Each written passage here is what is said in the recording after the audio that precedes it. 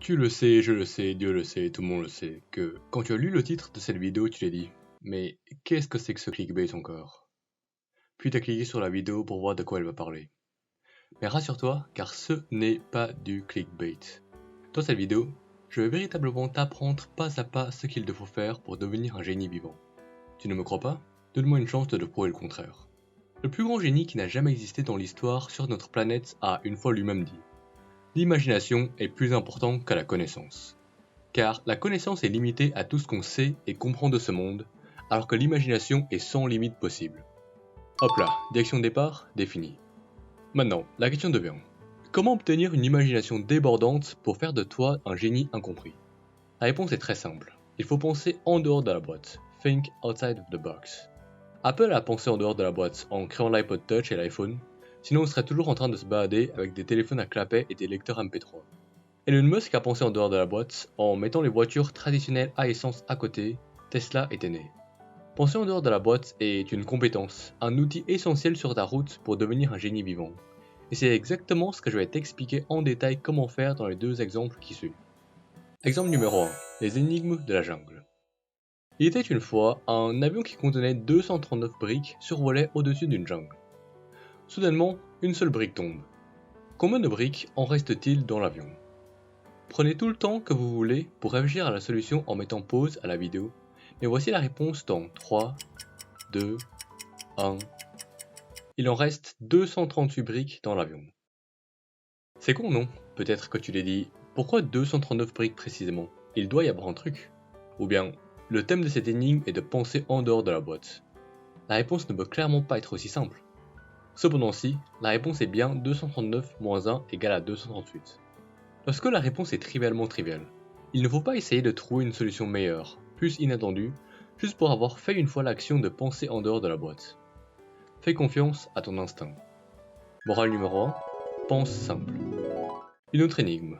En combien d'étapes peut-on mettre un éléphant dans un frigo? Réponse en 3, 2, 1. En 3 étapes.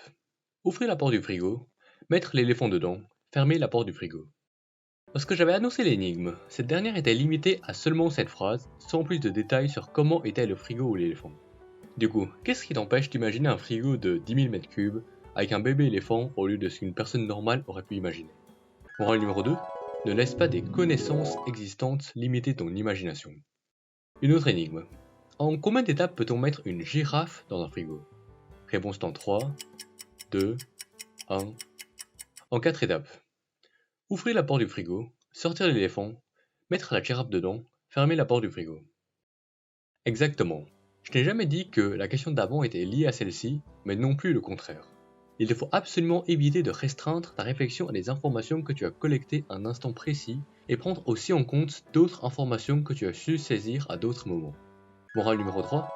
Ne coince pas ta réflexion à un niveau temporel. Allez, 3 autres énigmes d'un coup pour finir l'exemple. 1. Le lion fait une fête chez lui en invitant tous les animaux de la jungle. Seul un animal n'a pas été. Lequel? 2.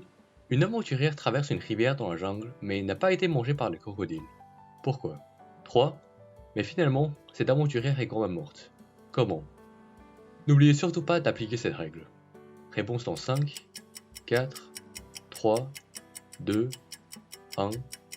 1. La girafe, car elle était dans le frigo. 2. Tous les crocodiles ont été à la fête du lion. 3. Par la brique tombée du ciel. En résumé, voici les 3 morales à retirer de ces énigmes, avec la troisième qui a clairement été la plus importante. On peut donc retirer de l'ensemble de cet exemple numéro 1 la morale ultime. Ne coince pas ta réflexion à un niveau temporel. Après donc ce magnifique premier exemple qui t'a ouvert une nouvelle fenêtre sur les façons de réfléchir, voici l'exemple numéro 2 pour te montrer la suite de comment devenir un génie vivant. L'énigme des 9 points.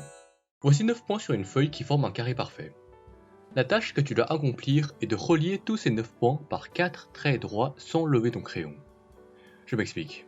Vous pouvez par exemple commencer à relier ces 3 points par un trait droit. Par contre, vous ne pouvez pas relier ces 3 points par un trait droit, ce trait est courbé. Si vous reliez ces 4 points comme ceci, c'est considéré comme 2 traits droits. Relier ces 4 points de cette manière-là est également interdit, car tu as levé ton crayon. Réfléchissez un coup, faites pause à la vidéo pour essayer vous-même avec une feuille et un crayon, et n'oubliez surtout pas de réfléchir en dehors de la boîte. Réponse dans 5, 4, 3, 2, 1. Commençons tout en haut à gauche.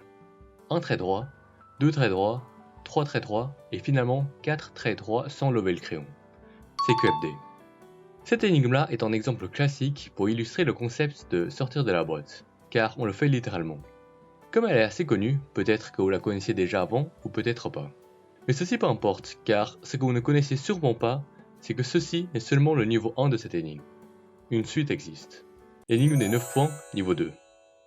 Voici les 9 mêmes points. Même situation, même règle, sauf que maintenant, vous n'avez plus droit qu'à 3 traits au lieu de 4.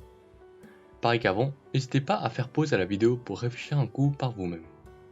Réponse dans 5, 4, 3, 2, 1. On commence toujours en haut à gauche. Un trait droit, 2 traits droits et 3 traits droits sans avoir à lever le crayon. C'est QFD. L'idée ici est toujours la même. Ce qu'on ne vous dit pas n'existe pas. L'énoncé ne se résume qu'à une phrase et un dessin. Tout le reste vous est libre d'imaginer. Pourquoi rester dans le carré? Pourquoi passer par le milieu de chaque point? Abandonne ta logique et laisse ton imagination faire le boulot pour toi. Finalement, crois-tu que c'est déjà fini? Ne rigole pas trop tôt. L'énigme des 9 points, niveau final. Les 9 mêmes points, la même situation, les mêmes règles, sauf que maintenant, on n'avait plus droit qu'à un seul trait. Plus besoin de feuilles ou de crayons, ces choses-là dont les communs mortels utilisent vont plus restreindre ta réflexion que t'aider à trouver la solution.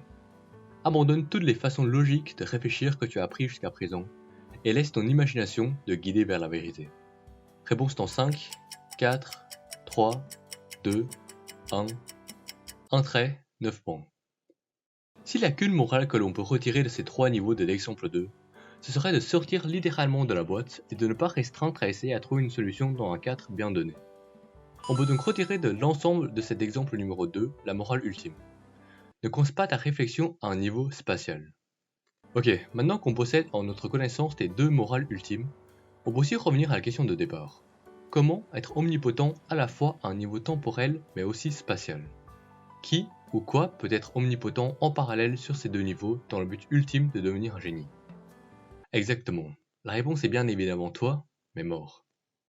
Une fois mort, tu ne vieilliras plus et resteras de façon éternelle dans la pensée de tes proches. Tu es omnipotent en temps. De plus, ton âme qui pèse 21 grammes peut voyager partout comme il veut, dans notre monde, pas dans notre monde, pas du tout dans un monde. Tu es omnipotent en espace. Donc, pour conclure sur la question, comment devenir un génie vivant? La réponse me semble très claire. Il faut d'abord être mort.